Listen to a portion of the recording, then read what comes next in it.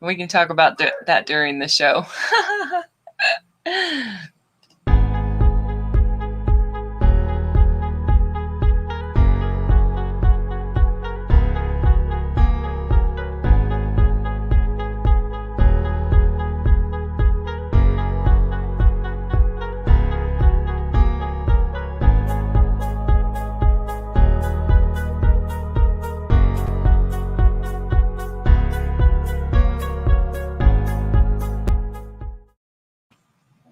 Good morning. Hello, everyone that's watching. We already have a few people that it looks like that's saying that that's there. Please feel free to throw us up a comment. I am going to introduce Mr. Ronnie Gunter. Right? I said that right? Yep. Yeah, it's Ronnie Gunter. Crimson Owl Comics.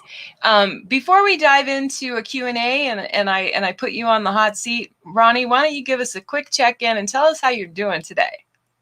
I'm doing all right. You know, working on my horror comic that you can find on Tapas, A Vengeful Heart. Working on episode 3 now, getting that done before the end of the month. And the Crimson Owl Comics, is that the best handle to find you on most social media platforms? Oh, yeah. For sure. Okay. I'm going to throw it at the bottom. Make sure I didn't misspell anything. I usually like to make sure that we know that that's running down there so that if anyone tunes in, that they'll know how to throw that into a social media platform somewhere to find you. Mm-hmm. Okay. So the first portion of the show I do is called Spitlights. It's a form of spitballing, you know, where we're just going to chit chat and little warm up questions today. You know, like we can get to know each other professionally and artist wise and what we do projects wise. And we'll get to that stuff. But I kind of want to get to know Ronnie as well. I want to just, you know, get to know you. So, and I think I might know the answer to this. I don't know. I might, but I don't want to presume. But if you could only pick one spirit animal or creature, what would it be and why? It would be the owl. I mean, the owl just has so much, you know. I mean, if it wasn't an owl, it would have been a wolf. But yeah, the owl most definitely, because it's full of wisdom, right? And you know, there's so much backstory to different cultures with owls. Like Native Americans, they could represent, you know, wisdom or represent like something bad gonna happen. Mm-hmm. What's the what was the first memory you think you, if you know, where the owl stood out to you or drew your attention? Well, pretty much I always loved how owls look as a kid, as an artistic perspective, because it's like this, you only see it at night. When it flies through, it's like beautiful the way it swipes through and grabs prey. And you know, the fact that it's able to rotate its neck around and everything, it's just fascinating to like really understand all that stuff. It's very Exorcist though, right? Like yeah, exactly. Did you like or hate that movie? Oh, I love that movie. Oh, it's one of the few. It's why I got my YouTube channel. It is Crimson Owl Comics, but most of my show is just Comics Stella Morte, where we talk about review horror comics, and we talked about horror in general, because it's one of those genres where you could have a love interest, you could have a damsel in distress, and all that stuff within this a horror movie. Yeah, and I've been super busy and I haven't gotten to tune in timing or whatnot, but I have gotten to catch a few of your episodes when you've been there, and yes, you guys talk about movies, and I love. I'm such a movie junkie. Oh, and yeah, you missed it. We were talking about the Universal Monsters 2 episodes ago. Oh, and I don't know all of the movies. And there was a time where I watched movies like a junkie, and horror movies, the scarier, the bloodier, the gorier. But then, Ronnie, I had kids, and I can't explain it. I can't explain it. Part of it is because all of a sudden our TVs were all on cartoons. But then the other part was that something in my brain as a mom, I stopped being able to watch scary movies. I don't watch scary movies unless I'm with someone, or I can't do it alone, which is bizarre because there was a time where I could watch anything alone. Yeah. And I wasn't fazed. And, part of why I put my Grim Reaper shirt on was because I knew this about you. I'm like, the horror movie thing is going to come up. I'm going to wear my Grim Reaper.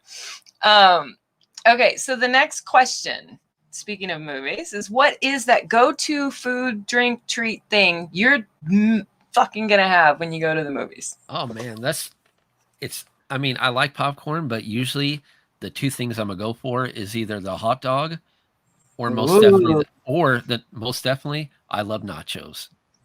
Oh, wow. Okay, Yeah. so the only I've mostly gotten popcorn as an answer. Some people have candies, but one person said pretzel and popcorn. But yeah, hot dog. I'm the hot dog at my son's football games. Gotcha. Like they have a gazillion things available in that snack bar thing, but I just want a hot dog.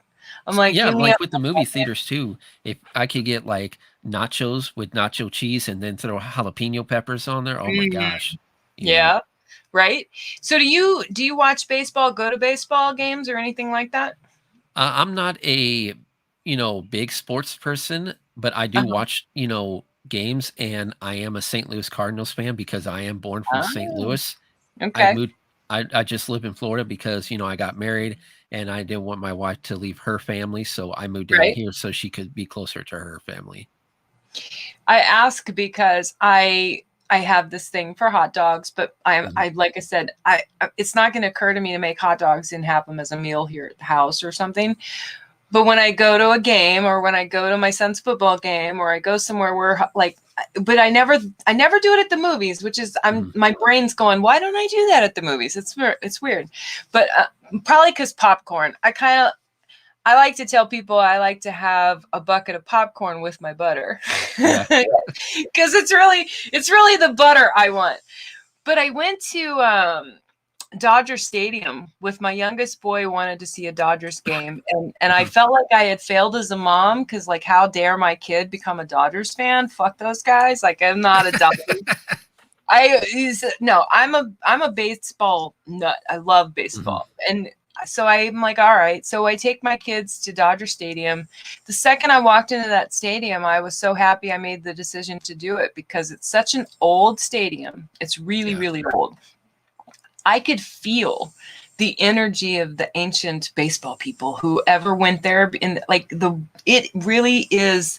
Do you believe that? And when you think about movies or you think about spirits and dwellings, do you feel like a building has an energy or spirit of its own? Oh, of course. I mean, most definitely. I mean, we'll go into scientific things. I mean, people try to say, if you talk sweet to a plant or talk bad to a plant, Mythbusters prove that everything has energy force in it. So, you're literally going to a stadium that's probably been around for 50 years or more. And to realize that, there are people who dedicate their life to creating this from scratch, has energy in it. I don't think it's the oldest stadium still in use in Major League Baseball, but it is one of, I think it's the second oldest or something like that. And then here I am, I'm wearing, this is what, my oldest boy is in full Padres gear at Dodger Stadium.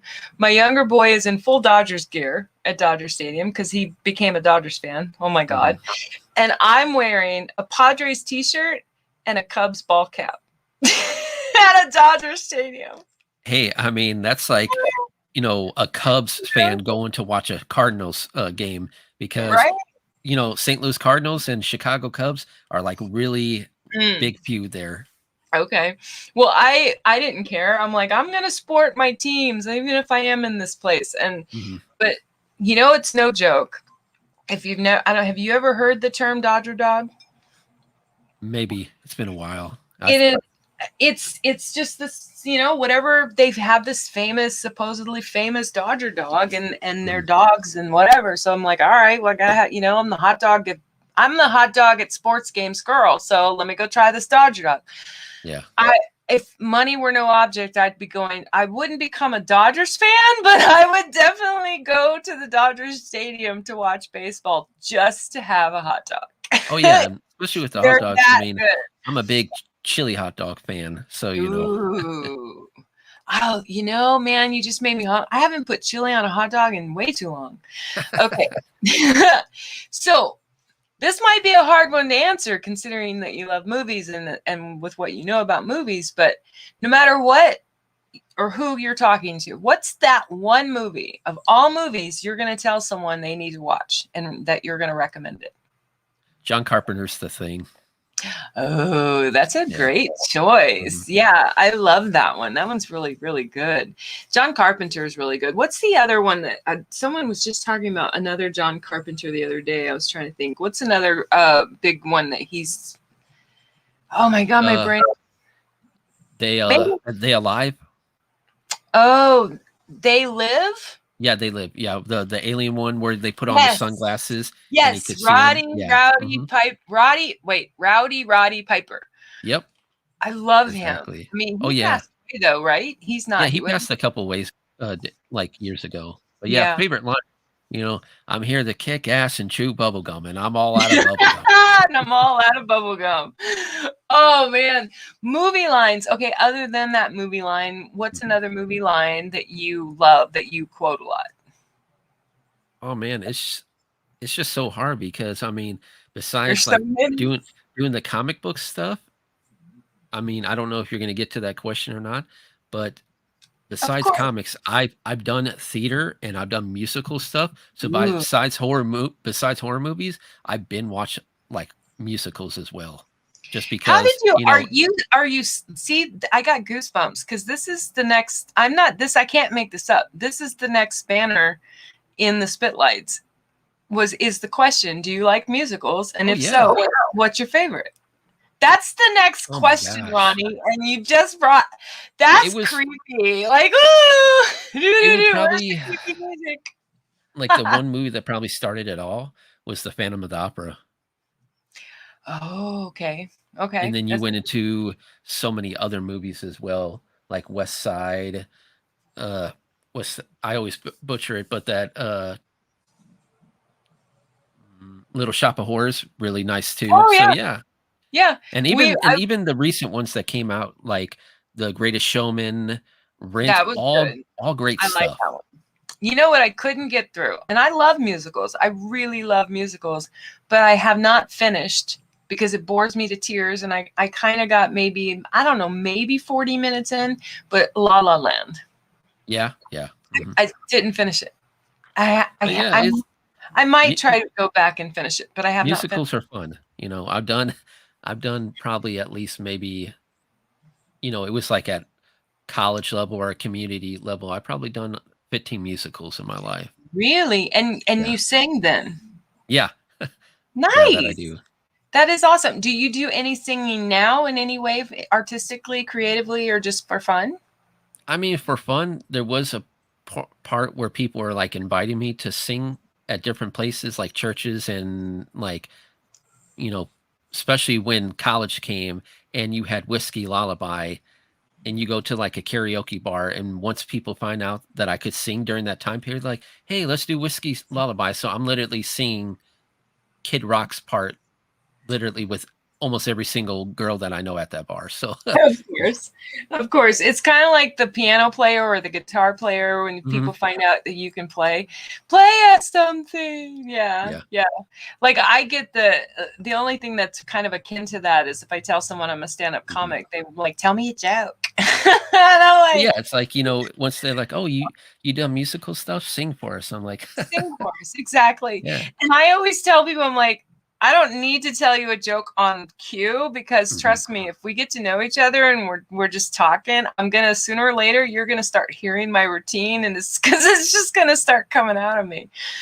Okay. But my voice is definitely like, if people ask, what type of style, my voice is definitely like theater based, just because that's how I started to learn how to sing. One of my favorite poets that I follow was a Broadway playwright, stage guy, stage performer. I don't think he only does spoken word poetry performances now, but his spoken word performances they're mind fucking blowing. They're just mind blowing. And they're very theatrical. They're very, oh my God. And he inspired me to get a little more expressive in my own spoken word performances, and he has the roots in theater, and that's that. So yeah, so sneakers or boots, Ronnie? I would go. Oh man, He's like, sneakers. oh. I mean, I do like boots, Mm-hmm. but I would have to go with sneakers. Just more relaxing. Okay. Any particular brand? Are you a brand loyal type person? No, I'm not a brand. Whatever feels comfortable. Whatever's It looks comfortable. nice. I know, right? Like I look at price. I'm like the girl. I look at price first, with Yeah, the yeah. exception of my hiking shoes. I do have to say, I get the wide box. I want to say they're either New Balance or Nikes. I can't remember. But my last set of hiking boots, I literally, it took me like a week to research them, because I have these wide. It's weird. My feet are super slender in the back, but the other part of the foot, I don't even know what it's called, but the top part where the toes are and stuff, I need what's called a wide box toe box. And so it takes me a while to buy or find a good pair of, because if I'm gonna hike, I'm gonna be on those feet a lot longer, so I need a better shoe. Hoodies or jacket? Hoodie. I had a feeling you were a hoodie guy. Do you like hoodies with a zipper or like a pullover hoodie? If it's a combination of both, like you have like the hoodie with the zip up, that's really nice. Okay. Yeah, I kind of don't want this. It's weird. I have both, and I don't know if I have a preference. I don't know. I think it depends. I think it depends. If it's the colder, like if it's colder, like maybe as it gets colder, I'll probably not want the zipper involved. Like let me just throw it on. Morning or night? Night. Night. Even though I work really early in the morning, but it's definitely nighttime. Just because, as an artist perspective, going outside with, I don't drink coffee anymore, but with like tea or something like that, and just looking at the stars and moon, just beautiful. I was gonna say it sounds kind of it's appropriate actually to call you a night owl. Yeah. Pun intended, or whatever. How do you put that? Okay, and then so the next thing I'm going to do is I'm going to turn this over to just a little more serious of a question, and then we'll get to stuff about your comic book. So 3 things. If I come to your friends, I come to your family, and I ask them about you, and I go, hey, what type of person is Ronnie? What are the 3 things you strive for in the way you are as a person that you hope that your friends can say about you? I would say caring. Okay. Friendly and lovable. Oh, nice. Like, that's awesome. Like, it's one of those things, like most of the time when people talk to me or hang out with me, they're always like, we know you got a lot of stuff going on in your life, but you still find a way to smile and be laid back. So people just like my energy and my company. So it's. Is there one, and you can pass, you don't have to answer, but is there something that you feel like you don't do well with your family and friends and your relationships that you're striving to do different? Oh man, that's a hard one. I know. I mean, it's not a bad thing, but it could be a negative thing too. Always being there for so many people and not taking time out for yourself. Oh yeah. Yeah, like, and it may not sound like I get that. I totally get what you just said, because even though the question was phrased as to like what do you want to do different with your the people in your life, that would be important. It is important, because I can only speak for myself, but I know if I'm constantly giving, or I'm constantly doing, or I'm constantly feeding out or pouring out me, and I don't do anything for myself. Yeah. Because it's one of those things, like I've always been taking care of people, because when my parents separated and my dad, he got really sick, where he had like heart disease, water in his lungs, diabetes. I would be in high school, and then working while I'm not in school, not because I wanted the money to spend on stuff, but because I was helping to bring money into the house because disability doesn't pay enough. Yeah. Wow. Yeah. And not having, and so what is, okay. So what's the one thing, what's your go-to thing when you need to give back to Ronnie? What is that one go-to thing you do for yourself? I just sit down even before I started in comics, just, I need to be by myself and just work on art or listen to music. I mean, music and art is very important to me, especially when I'm writing in my artwork.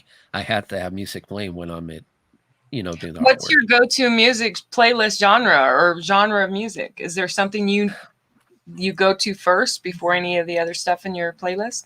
For my artwork, it has to be like, of course, 80s in general, but like definitely 80s rock. I have to listen to that. Nice! I'm gonna give you a high five. I love 80s. I'm all about the 80s. But if it's like writing, I have to listen to like music without words. But there's so many great artists out there, like Lindsey Sterling with the violin. She does a great job. So if you could find ways to have like that classical music, or sometimes I even listen to like jazz. So I like Bach. Yeah. Sorry, I didn't mean to interrupt you. No, it's all right. My go-to non-word type of classical would be pianist. For some reason, I like Bach and Mozart and. Oh yeah, great stuff. Okay, so if I say if because not everyone believes, but if heaven exists and there is a God, what do you hope to hear when you get to the pearly gates?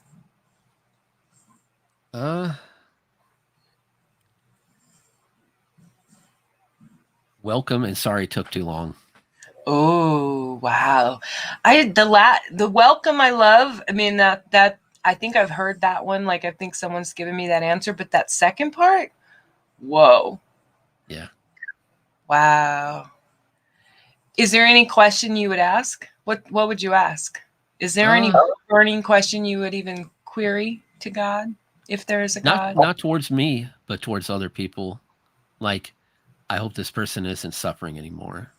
Because there's people in my life, not going into detail, but there are people in my life who suffer from a lot of mental illness.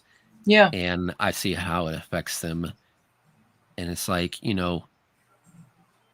I hope that even though they have problems, they're still going to be welcome in. Yeah, that's praying for other people. I do that a lot. And then the last one, and a lot of people pass on this, Ronnie, but I'm going to say as a horror guy, like doing horror movies and horror comics, you should be able to answer this, okay? I'm just kidding. Yeah, I mean, if you could damn one person to hell, you had the power to damn them to hell, or a type of person, who would it be and why? Anyone who, I mean, you could go broad, but definitely child molesters. When you like hurt a child that's so innocent and don't know the problems of this world, and then you take advantage of that, it's just really, it makes me mad. It is the most common answer to this question. It really is. And I mean, I don't have kids myself, but I have 25 nieces and nephews and 4 great nieces and nephews. So literally I've always been that person that I would help, take care of the kids or change their diapers, because some of my siblings, they were only 3 years younger than me, and then they had a kid. So it's like one of those things, like people are like, well, you don't know what it's like to take care of a kid. But I mean, if you live in the same house with that kid and their parents working and stuff like that, you are becoming another father figure. You're Uncle Ronnie, right? Yeah. I'm Uncle Ronnie. I mean, I was Auntie Dori for 13 years before my oldest niece was born. And by the time I actually had a kid, because I'm the middle child of 5. And by the time I was 31, when I got pregnant with my first boy, I had been an aunt for 2 decades or at least a decade or more.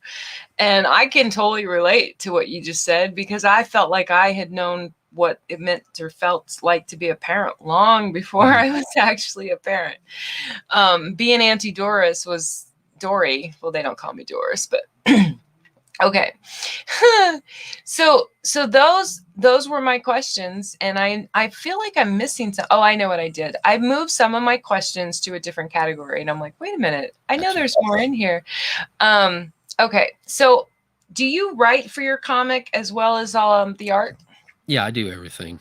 Okay, and I had a feeling that was the answer. I just, how do I?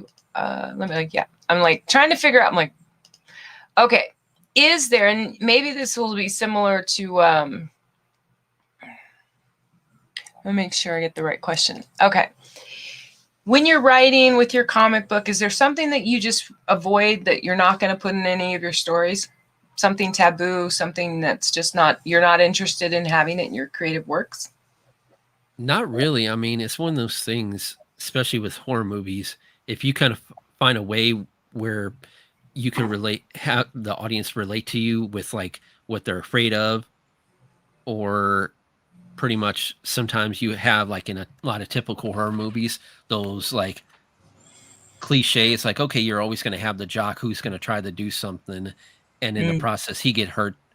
So yeah, nothing I could really think of that I'm not going to put in there. Okay. And then you, as someone who has enjoyed music but also been in theater, this is a good question I'll throw in. This is something I normally would ask a singer-songwriter person, but I think it would be totally cool to hear your answer. Who's your favorite live performer you've seen live and just something they blew you away for whatever reason? Oh my gosh.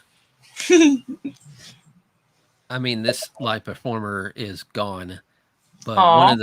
one of the my most favorite performers, seeing them on stage. Well, I wasn't able to see them on stage, but like in movies, I'm just a big Freddie Mercury fan. Like, oh, yeah. You saw Freddie Mercury live? No, I didn't. I'm not that old, but I wish I could have. I was gonna say, I was like, wait, yeah. What? I mean, when he died, I mean, I was, around as a kid. Yeah. So I've seen, so I could say that I was able to listen to him and see him like perform or come out with a new music video before he passed away. So yeah, I definitely can say that as well. I am 51. I've been around for a while, but so if I could have seen anyone live, that's a good. Let's answer that one. I hadn't even. It's not in my playlist of questions, but who gives a shit? If you could pick someone who's not with us to see live, would it be Freddie Mercury, or would your answer? For sure, it would definitely be Freddie Mercury. Would it be Freddie? Mm-hmm. I think every once in a while someone will post this on social media. It'll be like a one of those thumbnails of a bunch of dead singers and stuff, and it'll be like, pick the performer you'd go see if they were alive, or that you'd want to see alive.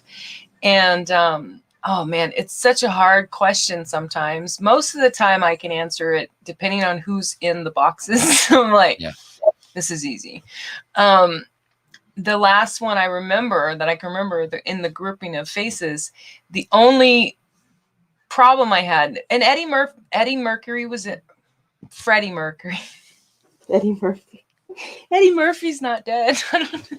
That's the stand-up comic. I would have loved to have seen Eddie Murphy doing stand-up back when he did stand-up before he started doing movies. If I could go back in time, that's another good question. If we could go back in time, what would we want to go see? I would so want to have been in the room because I do stand-up. I would have loved to have been there when Eddie was doing Delirious and Eddie Murphy Raw.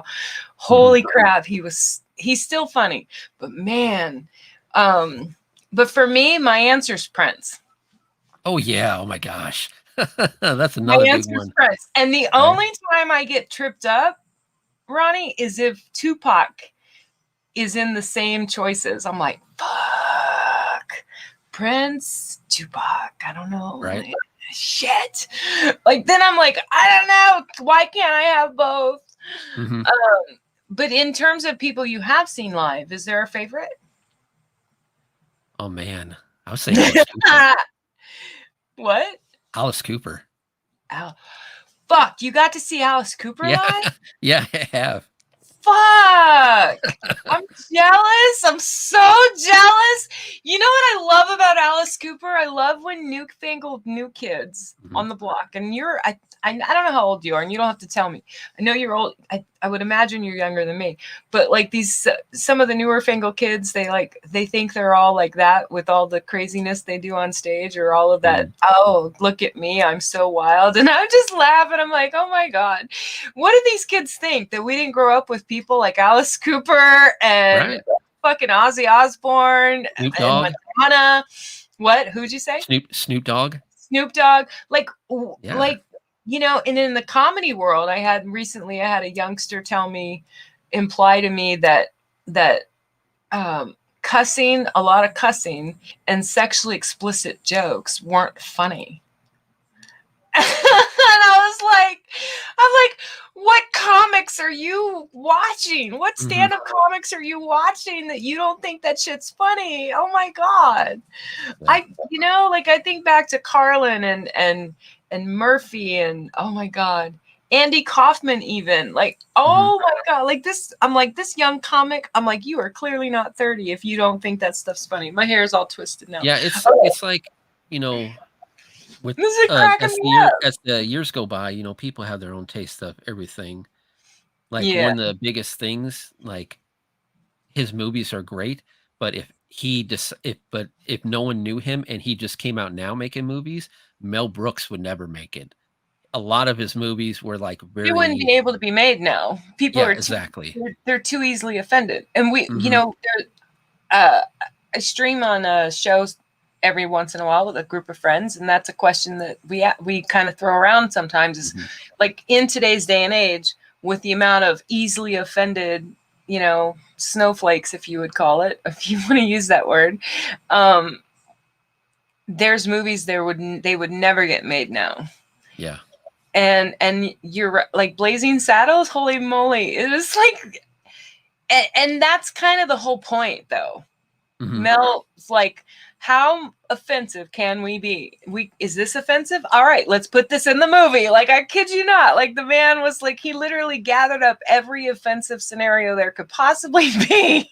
But with him, it's great because he was making fun of different people and even his people, you know. Of course. And that's the best kind of comedy, is when you can make fun of yourself. Exactly. 100%. My favorite live performer that I have seen is Joan Jett. Ooh.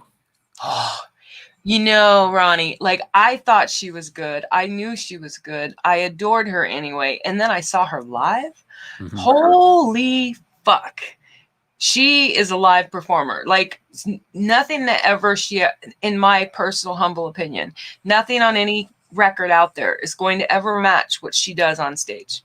Yeah, it's like, also too, I think I read recently that people were trying to cancel Eminem. I remember when Eminem first came out, and I went to like one of his first like shows. It was, oh my god, it was Eminem, Exhibit, Papa Roach, and another band. I can't remember who it was, but it was just a great show, you know. Wow.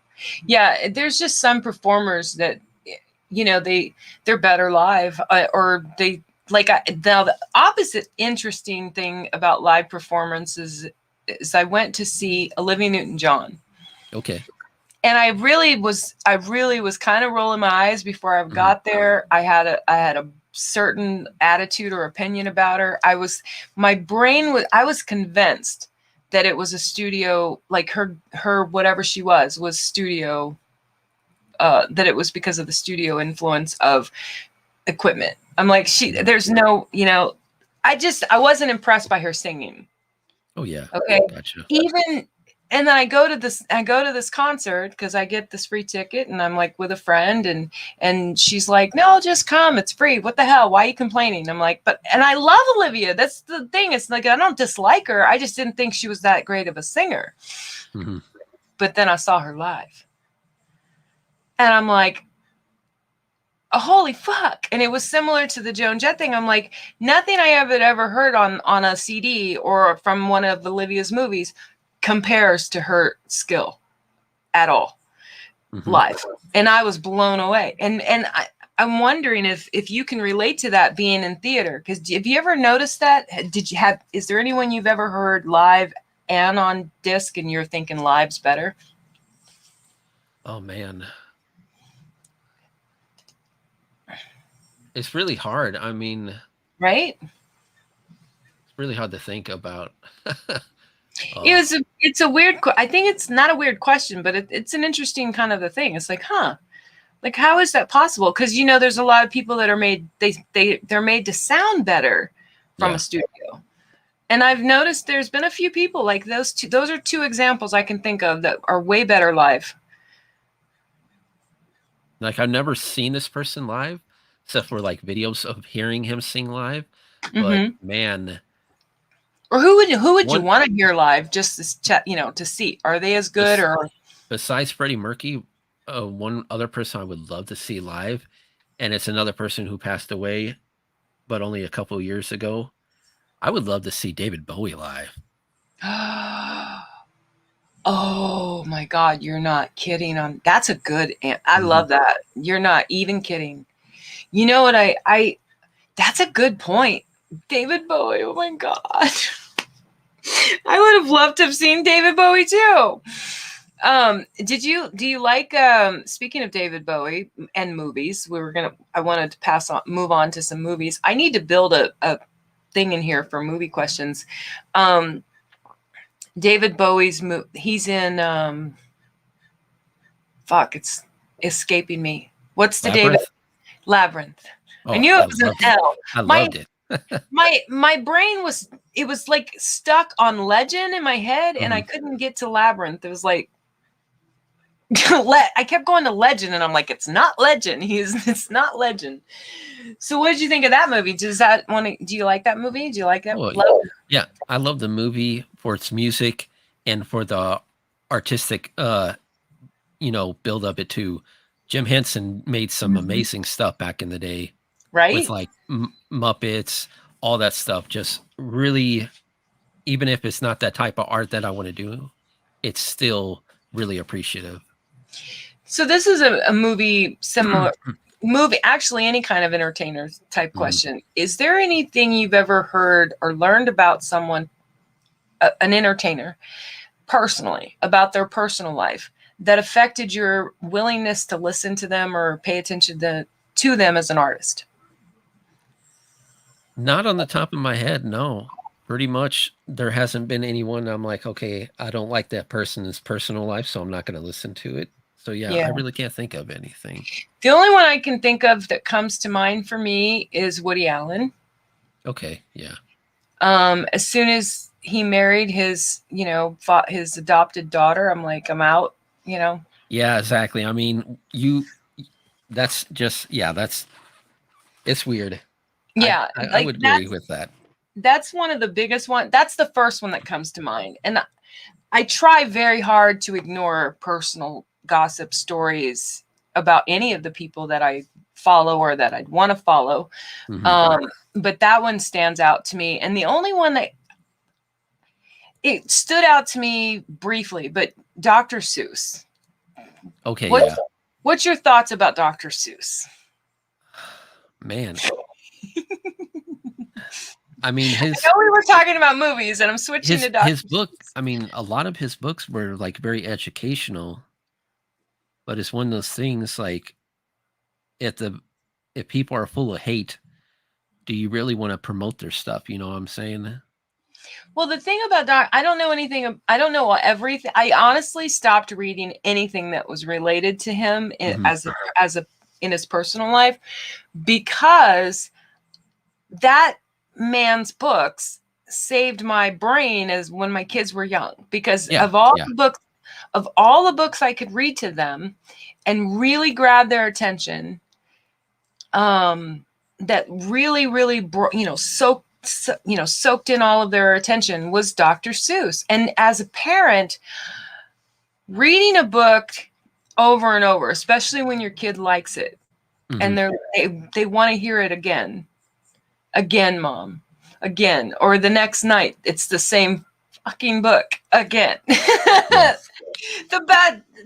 what I don't know if he did that intentionally, the rhyming thing and the way he wrote them, but as a parent, and maybe, well, I'm also a poet, so that might have also been why I didn't mind. I never bought, like, his reading Dr. Seuss books. Those didn't bother me. Picking up some of the other books my kids liked would get to my brain. My brain would be like, not again. Please don't make me read that.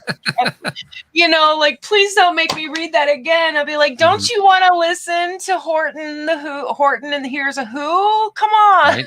There's so many. Right? But the thing, the reason I brought him up, you mentioned Jim Henson, and I love the Muppets. I loved all the Muppet movies. I don't care how. Fraggle Rock. Heck yeah. Fraggle Rock. I love. Oh my God. The number of times I've watched Fraggle Rock. But the reason I had to stop paying attention to anything negative about Dr. Seuss is because I was finding myself unwilling to ever read a book of his again. And the main thing that got me to ignore personal information about him was when I heard or found out that his wife had cancer and was dying with this cancer, and he had a mistress the whole time. And that really pissed me off. And for sure. But I was a lot younger then, and now I go, well, he's got a dying wife. She probably isn't able to really engage with him physically or emotionally, and so it made sense that he'd have. I'm like, well, I don't know, I might go get a mistress too. Okay, so I want to switch you to I went through the questions in here. Now this is a quote of a local rap guy that passed away this year, and I like to throw this out there, and because I want to know for you. So he had a certain way of living, a certain thing he would like to do. So creatively, whether it's about your comic books or your YouTube channel, whatever it is that you do. So the quote is, "Fuck being average, I'm a goddamn savage." That's the quote. And what the question with it is what is that thing, the one thing you strive for, that you do the most, that you feel like it sets you apart from being an average Joe, that makes you very much not average? Wow. No matter what life throws at me, always try to find a way to fight through and succeed, even if it means you have to fall down and pick yourself back up. I like that. I mean, as us as artists, when we started off or even now, it's a field that you don't know when your next paycheck is coming or anything. But we love this type of, media, and we're not going to let anyone tear us down to tell us that, you should think of a backup plan, even if this fails. I mean, sure, I have a day job and everything, but doesn't mean I'm going to give up what I'm doing. Even if there's only 5 people watching me or 20 people buying my stuff, that's still something.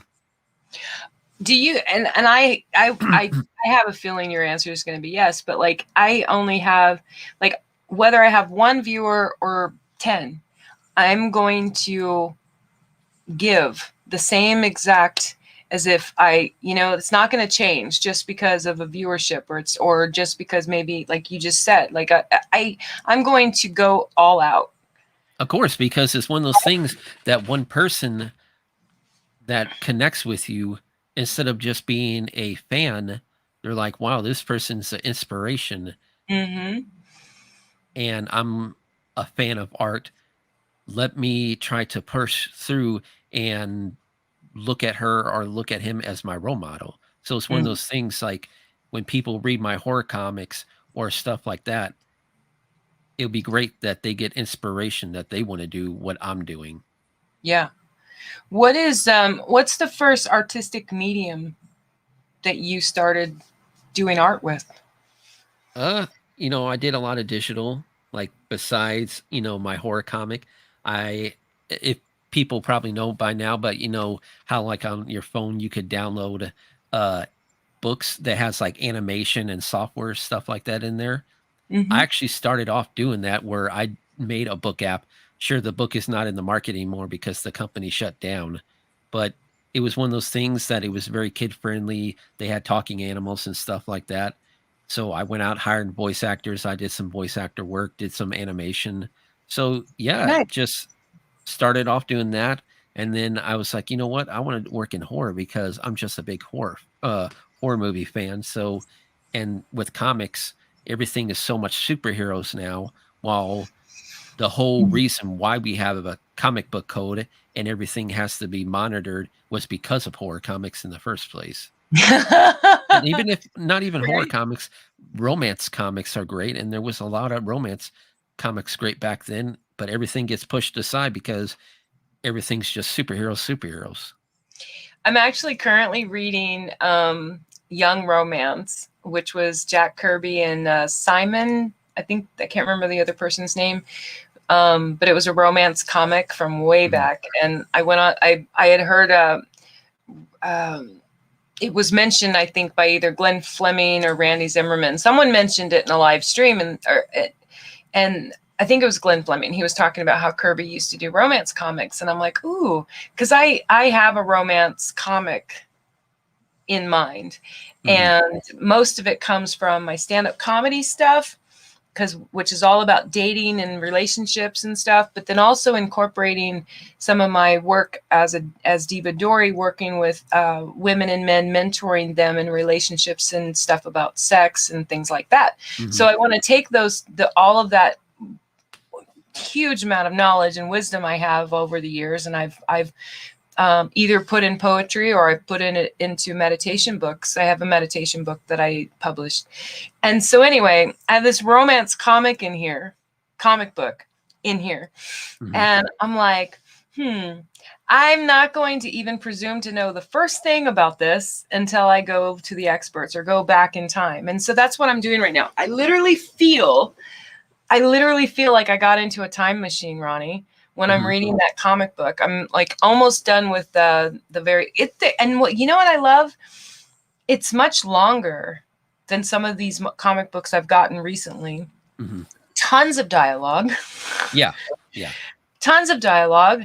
And I'm finding like my head went, oh, I'm just going to go read these comic books. And then I'm sitting back going, oh, no.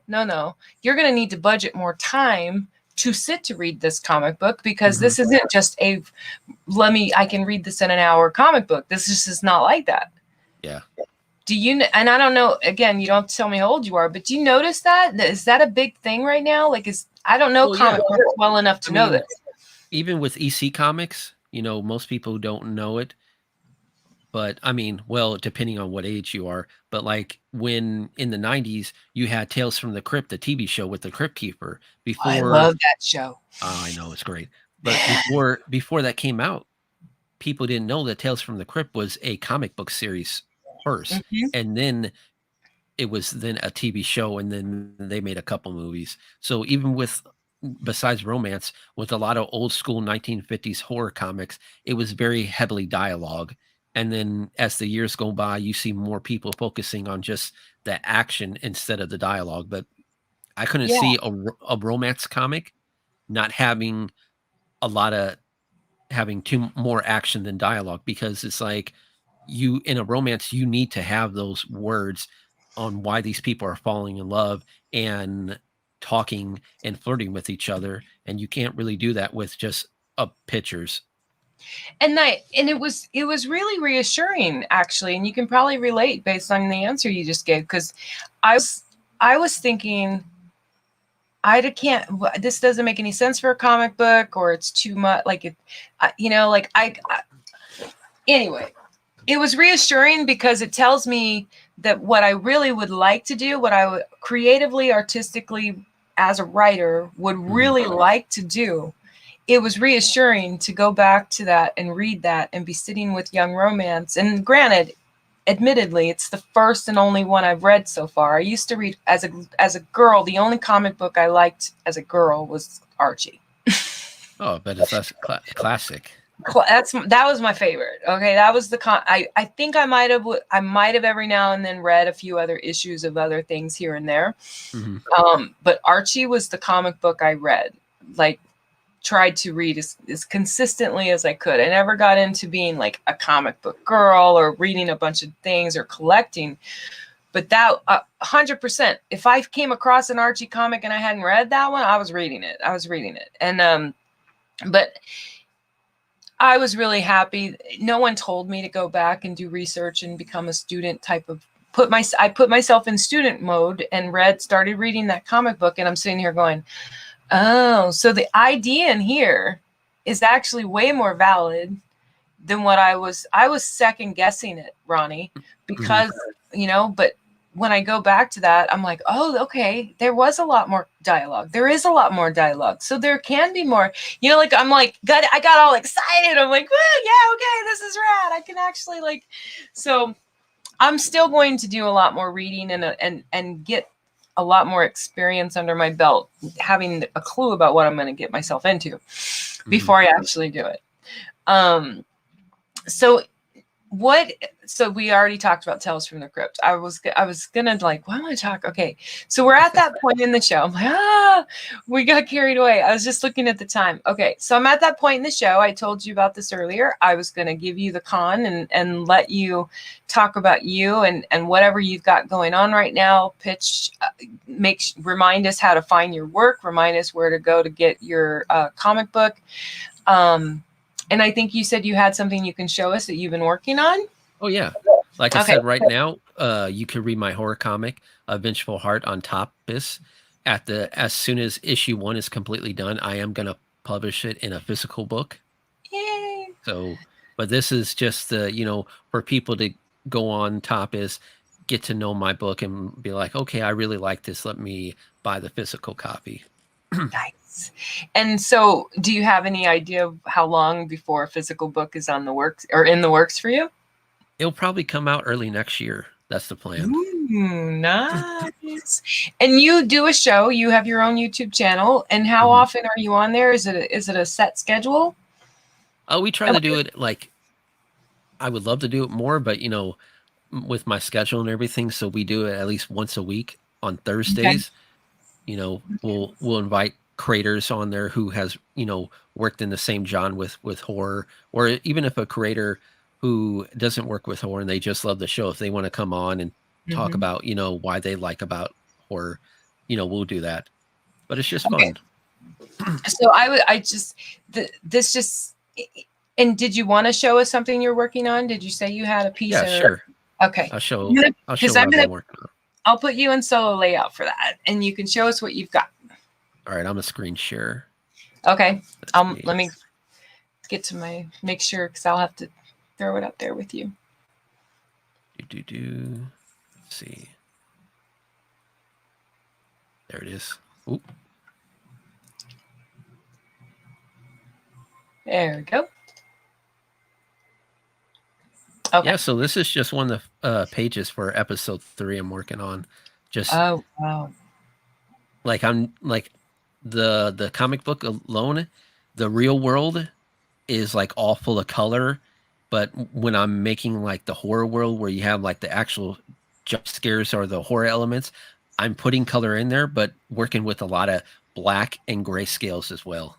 Okay. So it's almost like the horror part of it. It's like a different world, almost like a demonic evil world. So just want to play with colors like that. Yeah, I dig that. For just even visual perspectives, it would be, you kind of know you're in the 2 different places or whatever, and then and so it's all digital. Yeah. Okay. I just got into using a digital device. I think you know that. I think we talked about it maybe. And I'm I had always been super purist bias about it, but I got to experience some of the things that you can do on a digital device that I wasn't expecting. And I was just sharing about this yesterday. I have a few pieces on canvas I've done since then that I feel not better than my prior pieces. I'm not going to compare them that way.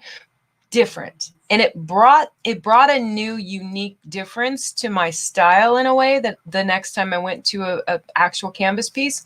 And part of it was there was two things. One was I did a few different techniques color wise that were something I picked up when I was on the digital device.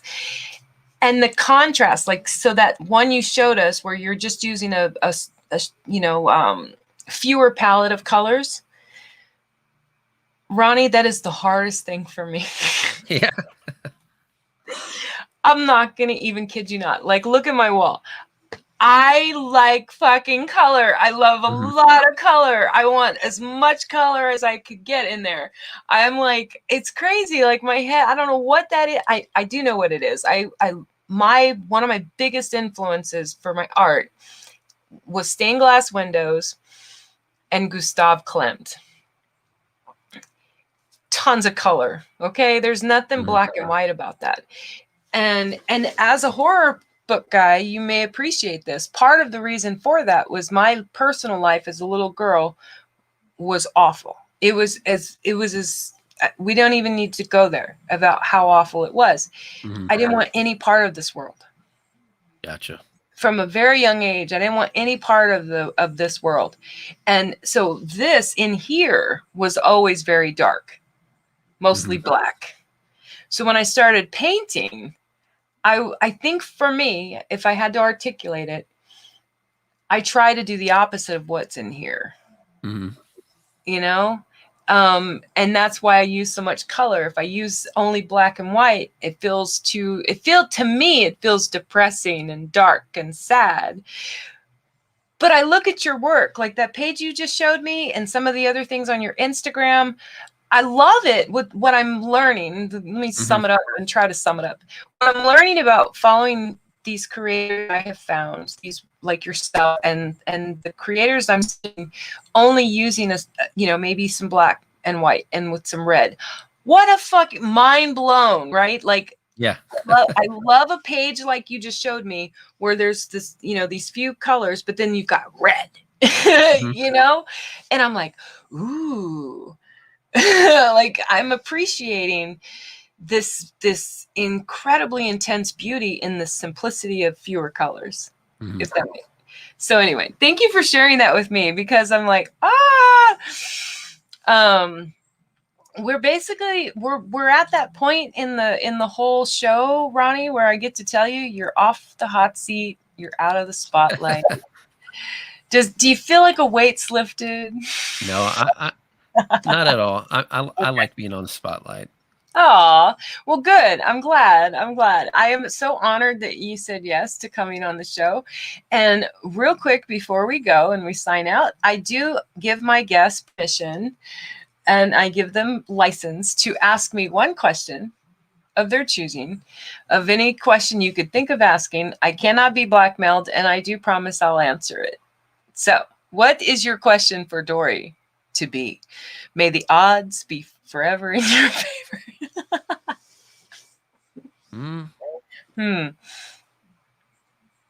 What made you transition besides doing the comedy that you wanted to go into, visual art as well? So it wasn't really a transition because I had been painting or sketching or drawing long before I did comedy. Comedy, stand-up comedy, I started doing in 2006. Oh, and not at all. No, well, 2006 was like 16 years ago. Yeah. So, but the thing is it wasn't a transition, Ronnie. It was the fact that my art, like paintings or poetry, any of that stuff, I didn't go public, or I didn't come out of like I talked about this yesterday when I was on a show. I didn't show it to people. I wouldn't show it to people. I didn't start showing people anything of any of that stuff until about 6.5 years ago. So the more, and so the reason I did was just to me it was very personal. Stand-up comedy was easy. for me. For me, I can't speak for other comics out there, but for me, it was easy because it gave me an opportunity of being honest and telling jokes on a stage. But there's a certain amount of protection behind that because I'm the one with the mic. Yeah. Okay. I can see that. And I'm in heckle mode. I'm not the heckler. And oh my God, I was one of those people that I was almost every time I went on stage, I would hope I'd get a heckle. Because that was the biggest mistake that heckler was going to make that day. I was like, comedy came easy to me. Being on a stage with a microphone, that came super easy to me. No nervousness, no confusion, no weirdness, no, oh God, don't look at me. No, I'm up there to make you laugh. And if you've done stage performing, you could probably relate. Something about being in the performer mode like that, it's not as emotionally naked as going like this. Look at this. Like, look at this. That made me fucking want to throw up. The idea of showing someone a painting or showing someone a poem. The idea of it was so intensely invasive and so intimate. I didn't want any part of it. And ironically, now you get to meet me at a time in my life where I can present this. I will still be very much more emotionally prepared to feel, oh God, please don't say anything bad about the painting. Please, God. You know, I don't have that when it comes to my jokes and comedy. I don't know what it is about that. I don't care what people say about my stand-up. Well, yeah, I mean, with stand-up, even if it's comedy or theater, you're putting bits and pieces of your personality in there, but you're also like acting someone different, if you get what I'm saying. Yeah. And I'm like, and honestly, I think part of why I never concern myself with criticism about my comedy is because the majority of what I write is meant to be critical. It's meant to be, it's meant to make fun of some bullshit, man. Like, I'm going to call out bullshit for bullshit. That's most of what my stand-up is. So if someone has anything now I will say, sometimes the criticism makes me feel successful as a comic. I've had one of my most proud jokes got me unfriended and blocked, and the woman tried to get other people to unfriend me and block me because she was so offended by one of my jokes. She was so offended by one of my jokes, and I just sat back and I see this in action. She tells me, she's like, I'm out of here. I'm unfriending you. I'm blocking you. I'm going to make other people go. I'm going to make sure you don't have a following. Like, she was that angry. And all I did was go, well, that joke is staying in my routine. Gotcha. I'll be right back. Okay.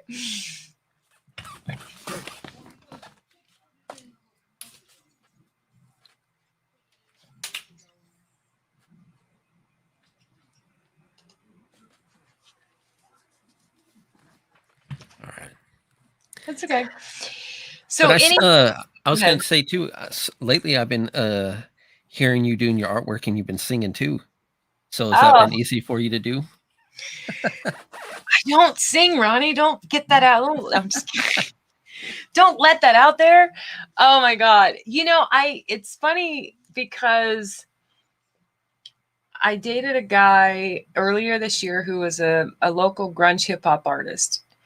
And he asked me one day if I could sing, because I told him I was a spoken word poet and stuff like that, which he kind of knew because we were friends on social media long before we actually met. And I said, I can sing. I'm not gonna sing. I'm not. I'm like, if I'm not in church, it's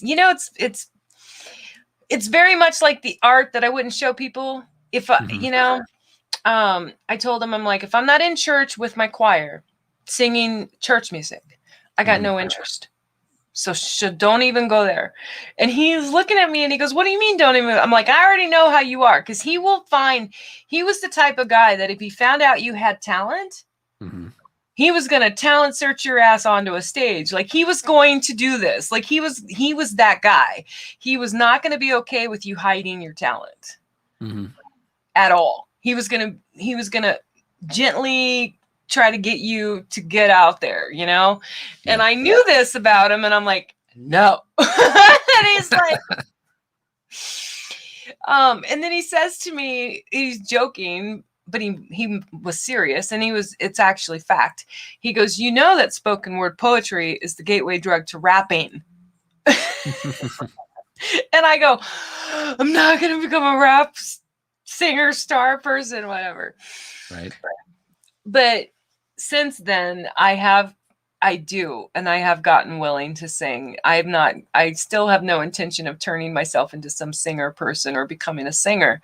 However, I have allowed myself to sing during my live art streams because it's fun and it's inspiring, and it's what we were talking about, like what you put on music wise to paint or whatever. I have a playlist of songs that they're songs I either like singing along to or songs I would do at karaoke if I went to karaoke. Karaoke is the exception to the church choir rule. Yeah. Is karaoke.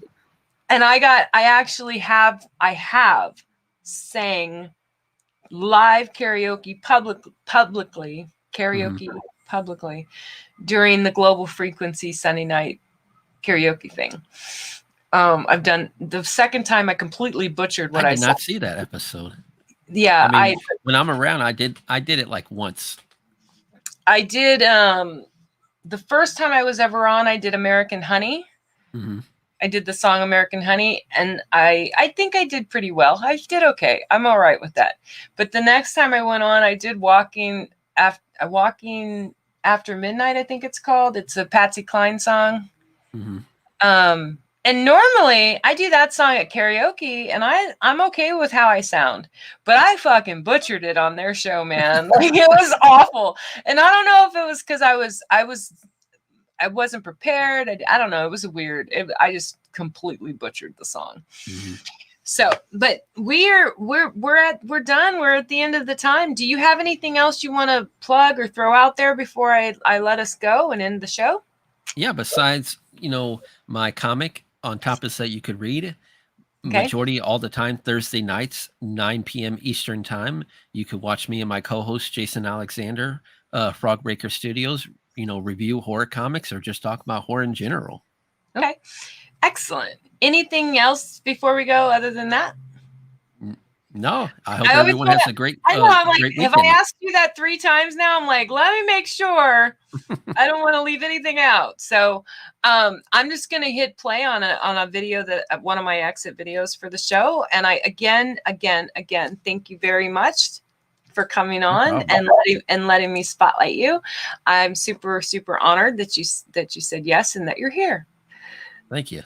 All right. Well, have a great rest of your day. I will tell you for me and for Ronnie, if you're interested, Red Valkyrie has an underground auction happening all day long. So if you're interested in art, if you like art, there was a lot of art to be had that you can get right now in the auction, on the auction. They're running it all day long. It's going on right now. I will be on there for the segment of time between 4 to 7 Eastern time. I'll be one of the artists, one of many very talented, incredible artists that will be featured. So awesome. Thank you again for being here. And I am going to when I hit play on this video, I go offline towards the end. Ronnie, you're more than welcome to go and leave and be out of the studio. I will not be offended if you're not in the backstage when I'm done. I'll stay a little. Okay. All right.